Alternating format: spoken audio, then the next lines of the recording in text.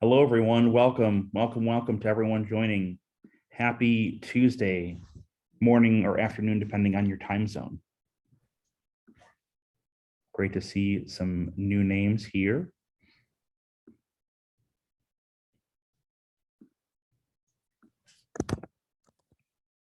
Sending something in the chat as well, make sure folks using that can see.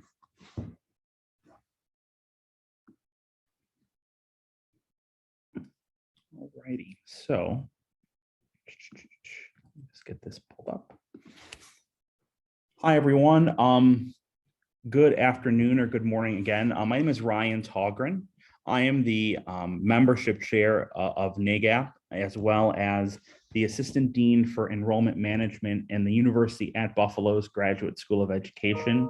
And I just wanted to welcome those of you who are joining our event today, the Exchange Live, NAGAP Resources, Making Connections. So our membership committee, a few members of our membership committee will be running today's event, but I wanted to start by thanking those who are here for joining, and just quickly make a plug that we are kind of in the midst of renewal season for NAGAP memberships, as well as kind of recruiting the next group of folks who are going to become NAGAP members or interested or thinking about making the most of the NAGAP annual membership as well. And I hope that today's webinar is a step for you in your professional journey in learning a bit more about the exchange, the forum, some logistical stuff, but also some bigger picture components that make NAGAP membership worthwhile. So I'm glad to see some new faces and new folks here.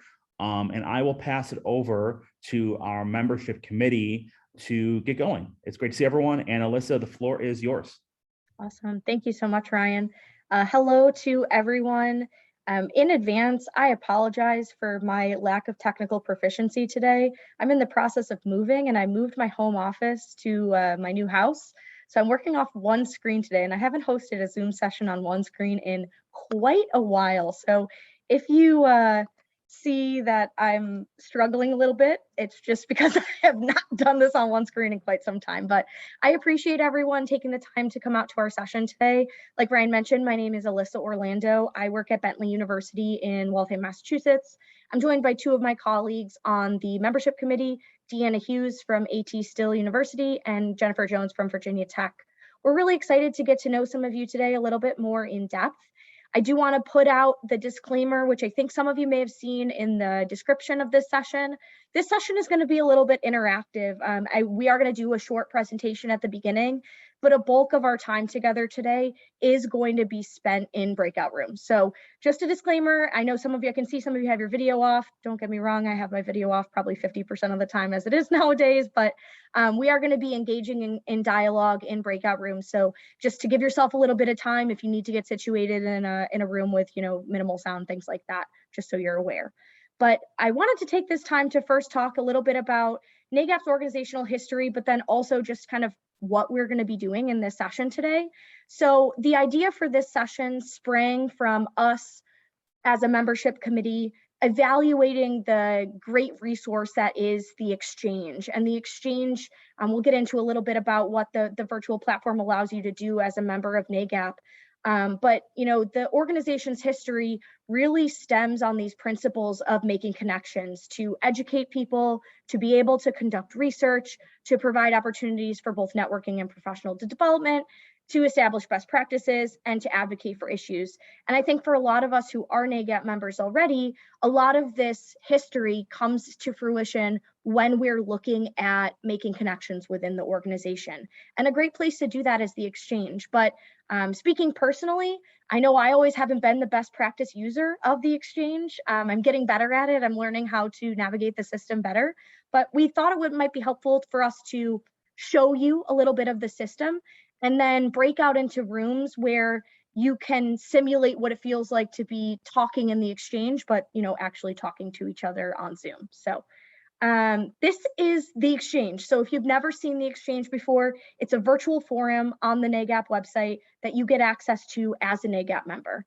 Personally, I think it's one of the most valuable resources that we have available as NAGAP members. And the reason for that is there's so many different features of the exchange. You'll see the three biggest sections across the main page are the discussions, the announcements, and the upcoming events. Now, if you're someone like me, I know we all get many emails from NAGAP advertising events, advertising different sessions. It can be hard to sometimes keep up with all of that. But NAGAP Executive Board really does a great job of trying to keep the exchange up to date. So if you ever are looking for a way to, see what's coming up and to get more involved in the discussions that are happening on a regular basis, the exchange is your place. It's a great way to make those connections and to start forming relationships that you can then take with you to either in-person events, to virtual events like these, or to your current institution or to your next institution. So in the next slides to follow, we're going to dive a little bit deeper into each of the components of the exchange that the membership committee finds most valuable. The first piece is the announcements. So you can see two different announcements posted here. These screenshots were taken maybe a week or so ago, so there may be more information up there now as you log into the exchange. But from these screenshots, you can really see, the association is trying to keep you up to date with all of its information. Those emails that you get that are, the individual apply now, register for this event, keeping you up to speed with everything that's coming up. They're going to post everything that's relevant for you here in this section. So it's a great way to see what's coming up and what the association finds to be the most valuable pieces of information for you as a member. Now, remember, you can only get access to this as a registered NAGAP member for the year. So you will need to log into your NAGAP account in order to access the exchange. The second piece of this, and I wanted to touch on this, for a little bit longer, is the upcoming events. We also, you can see on this screenshot, there's also a flash feedback survey. I'm sure you've gotten these emails as well, just asking you to take part in some informal research that the association is providing. But this is a great place for you to see what those big upcoming events are that the association is putting on. Whether it's the Professional Development Institutes, you can see that that's the featured event right there, whether it's the annual summit or any number of other events that the association is putting on in a regular basis. That's going to be your home base to find out what's most relevant for you. You'll be able to find out more information about each event. You'll be able to find out the date, the time, where it's located, if it's online, if it's in person, and who the targeted audience for that session is. And I really want to highlight this because I think it's important to understand that, the exchange, of course, it's a forum, and we'll get into the different ways that you can engage virtually through conversation in the exchange, but it's also a repository of everything that's coming up and other ways that you can make connections besides those conversations. And so we're putting together all of those pieces of, what really makes your NAGAP membership valuable is not just engaging in conversation on a regular basis, but also going to that next event, going to that next step, and really taking those key strides to become more engaged with the association. Because speaking from experience, as a member, like Ryan said, of the membership committee, I'm also the secretary of the New England chapter. And, the more engaged you become, I feel the more valuable your membership gets. And this is just another way to keep those connections coming. So in order to make those connections, the best way to do that is to start engaging in these different events. I see Ryan nodding his head. Ryan, do you agree? Yeah, sorry. I just, I think I was thinking about first and foremost the kind of the flash feedback component and the idea that when those throughout the year, when those kind of components come out, when in doubt, like you mentioned earlier too, I can get a bit overwhelmed by emails. I have a subfolder for professional development things, but if I just go here, it kind of quickly gives me what I need. And also too, if the survey is not live, I've used some of that data as like for my dean or for colleagues in my office as ways to like say, hey, here's what I've learned like right now to benchmark some things. So I think that was my kind of main head nod before you start talking about the other components too. Yeah, that's a great point about the survey data. I actually have a colleague that I know who was trying to advocate for himself to get a title increase and a raise within his specific position and use that survey data that was available to him and was able to, kind of filter out all of the irrelevant information for himself and say, these are the professionals in our area. This is how much they're being paid. This is their level of work experience. conversely, here's what I'm being paid, here's my title. Because of this, I'd like to advocate for myself to, be raised to a specific title and a specific salary range. And he actually was successful using that data, but it wouldn't have been possible without that survey data accumulated by NAGAP. So this is all part of the exchange. So when you log in, you'll be able to see this subsection as well on your main page. There we go. And then the next place you'll see, and we'll get into a little bit more details, you can see some of this is, again, a screenshot from the main page, and then starting to get into those tabs at the top of the exchange. On your left, you'll see discussion. So you'll see a preview of some of the discussions that are taking place within the different communities. On the discussions tab, you can sort, so it's most recent, most relevant. There's a number of different filters for you to be able to utilize as you make your way through the different types of discussions in the preview format. It'll show you the user that posted it, a photo, if they've uploaded a headshot to their NAGAP profile, the title of their specific post, and then where they posted it. So that is related to the screenshot on the right that you see, which is the communities tab. This is where all of the discussions are kind of taking place, how they're being, sorted and accumulated. There's a whole bunch of different communities. You can see at the top right now, it says 23 total. There's a lot of different discussions taking place within these communities. Obviously, you can see on the right-hand side of that how many discussions. So obviously, the open forum, typically the most used community out of all of them. I think just because people may not know where to post initially, so they start their post there. It's also been the longest standing community. So, within that, we have a different number of people and a different number of conversations taking place. But back to the preview, you'll also see a preview of the message itself. So you'll see Jillian wrote that she's, now working with Liaison. The message goes on to, talk a little bit about something that's coming up within the Liaison community.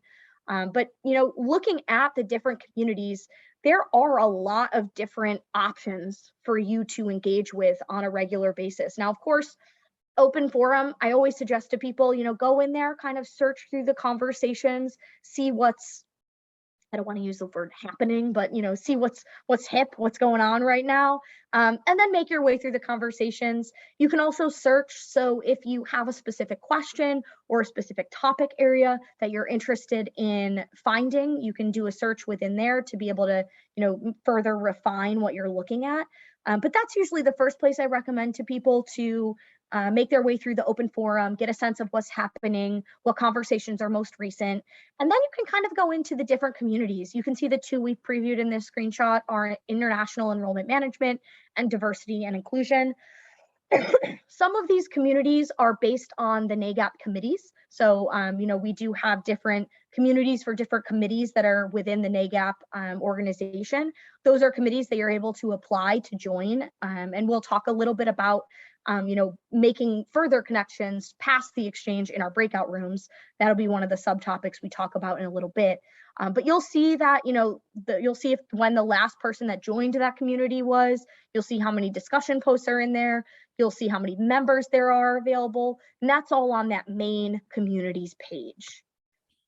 Hey, Then listen. as you get it, go ahead, Sorry, Ryan. I say on that communities page too, one of the things I've realized is valuable that I didn't really think about before, that you just made me think, that I kind of jogged my memory for, is that main page. And it sounds kind of corny, but I oftentimes will scan that, a couple times a week too, because if there's a topic that I have no idea what it's about, even it's like, you don't know what you don't know. Like, I wasn't aware of how frequently or how often folks were talking about the inclusion of Duolingo as a test that people are going to use for English language, proficiency. But when I saw multiple threads, I think over like a week and a half time span, and they were all showing up the top there, like I dug in immediately, because I hadn't been having the conversation in my office, and I wanted to be able to share some info with my team.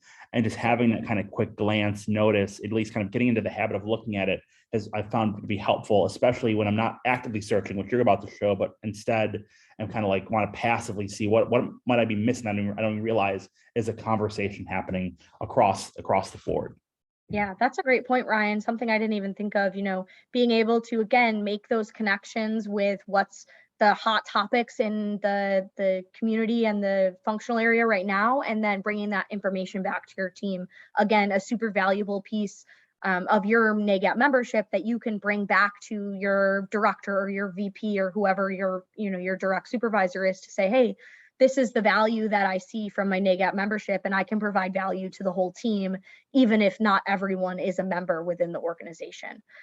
So you can see on this screenshot that we've taken from the exchange, first feature is the search. You can search for groups based on your interests. So if you have a particular topic area or a specific function that you're trying to look for more information, you can use that, and it will start to narrow down the posts and the communities for you.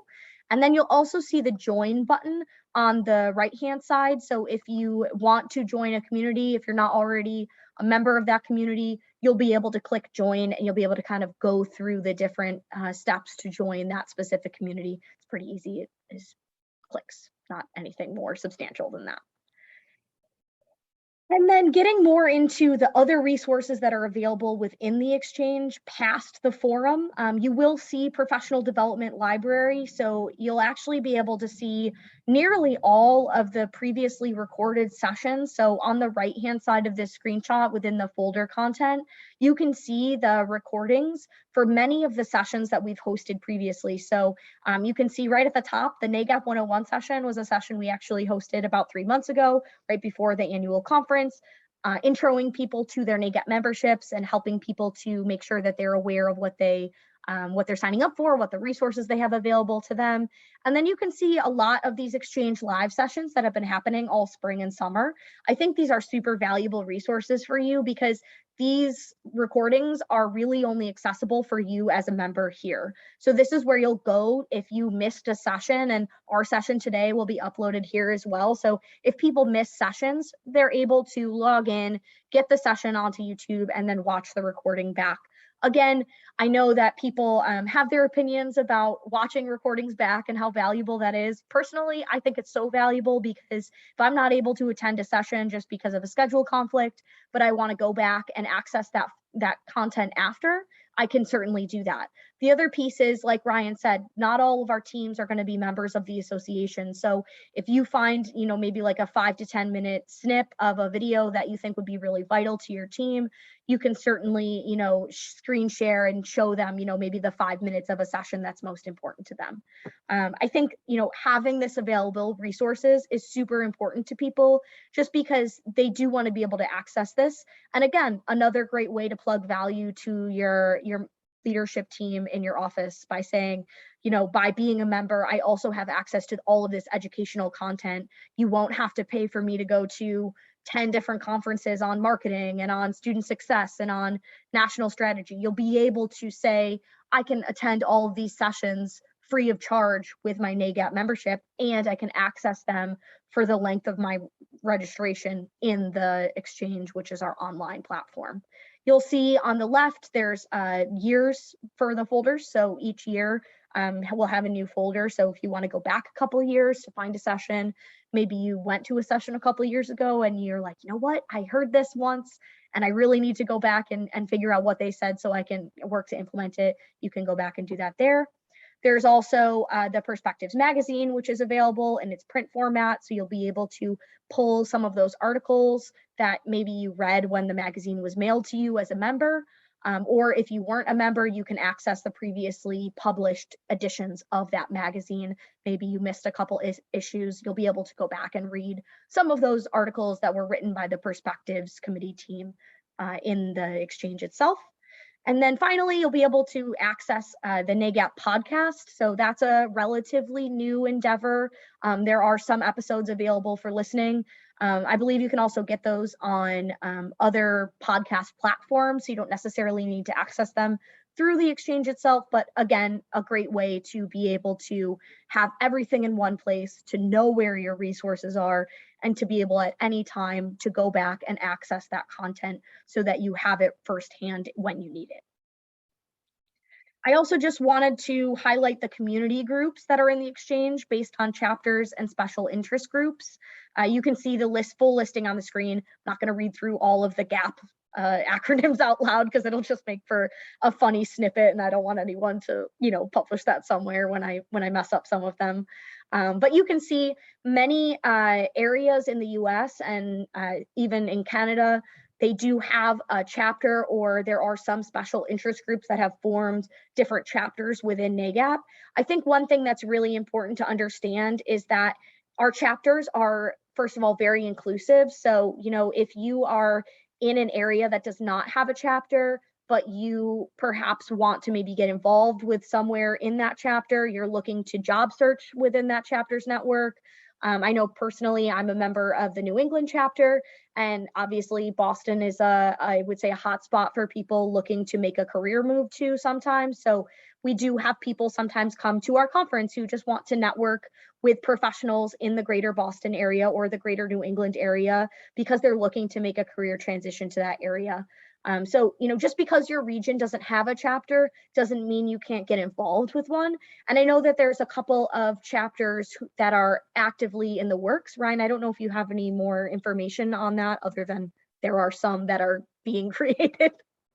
Yeah, so for example, like the Chesapeake and Potomac one was defunct for a while, and that one I would consider that one a newly restarted chapter in comparison to New England and New York and TexGap in Texas who've been around for a while. And I know that there are some folks, I think, depending on where in the country, are starting to like figure out if they have capacity to do so. And I know that our chapters committee works closely with those folks based on, like you said, chapters here or interest groups, whether that be for biomedical, which has been around for a while. The Jesuit one's been active for quite some time. And I know that they'd explored like an education specific one for a bit among some others. So I don't want to make any assumptions about the kind of infancy of some chapters, but know that there are people who are trying to, maybe through the exchange or through some other kind of mechanisms, looking to find their people even within this kind of mass of graduate admissions or enrollment folks as well.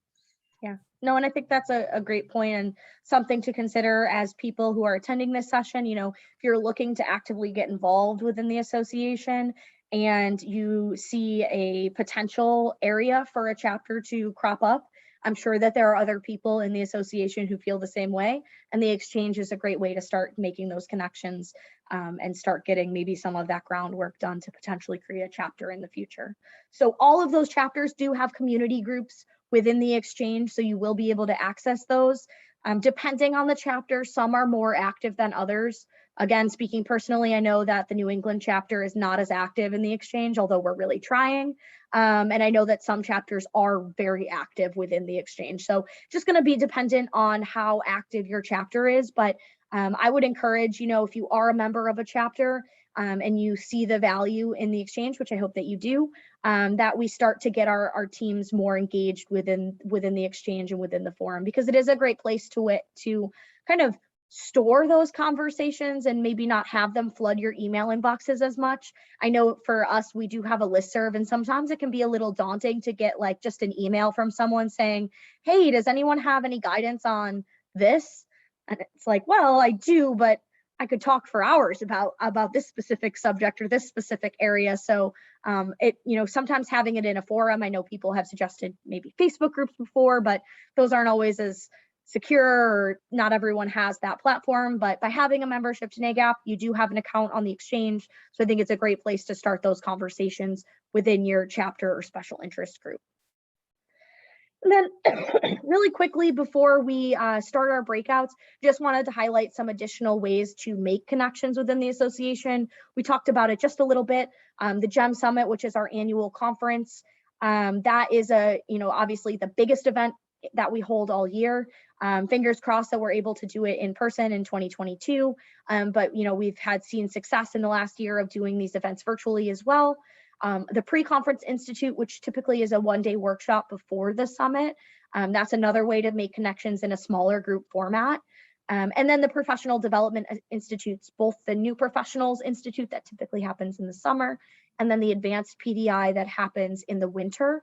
Both of those, again, great smaller group opportunities that you can take those connections you've made within the exchange, that you've made within the forums, and through these smaller Zoom and chapter-based conference events take those connections, put them into that PDI format. Again, not as overwhelming as the annual conference, just because I know that sometimes people can get very anxious or overwhelmed in that large group format. And it is challenging to make connections in that big of a format, especially maybe when you're the first person to join the association from your university, or you're traveling alone, you're the only person attending that specific event. So again, I think all of these kind of build on each other, right? You know, starting your relationships within the exchange, utilizing those communities and those discussions to get the ball rolling, to make connections. I always, think back to, when we were, maybe when I was younger, we were on AOL and like the forums, you were able to kind of make those connections and meet people that you really would not have normally met otherwise. And then taking those, bringing those in person or virtually into like a face-to-face format, and finally bringing that to the annual conference where you are able to be in a larger group setting with hopefully a lot of your new connections. So these are just some of the ways that you can get involved within the association, and we're going to talk a little bit about those in our breakout rooms. Again, chapter level involvement. I mentioned I'm the secretary of NAGAP. I've been a member of NAGAP for about 5 years now. It's a great way to get involved. Most chapters, if not all, have committees that you can start on. I was a member of the professional development committee within NAGAP for about 2 years before I moved up to be secretary. I know that a lot of the membership committee in here as well is involved in some capacity with either another committee at the national level or a committee or executive board level within their region. So just finding ways to start making those one-on-one individual connections that you can then bounce back to the exchange, continue those relationships in a virtual format, and then bring them back out face-to-face or in person when you're able. And then the other piece is, presenting at conferences or presenting at sessions like these, a great way to, make your expertise and your value known, and again, start to form those relationships. Serving on national level committees, typically a call for applications goes out each year, and you're able to apply for whatever committees have openings. Usually it's a 2-year commitment, so you can kind of find that information on the NAGAP website as well. And then last but not least, volunteering for the summit volunteer roles. They have a lot of different areas where you can volunteer. Typically the 2 most common are serving in the education sessions, either as moderators or as recorders, taking down notes from the session and writing a small piece for perspectives or for the online coverage of the summit, or moderating the session, serving as, that person, making sure the questions get answered and that everything flows according to time. So those are all different ways. If you've not yet thought about getting involved, but hearing us talk today, you're like, maybe that would be a good way for me to get involved and stay active within my membership, and then bringing it back to continuing to be engaged online.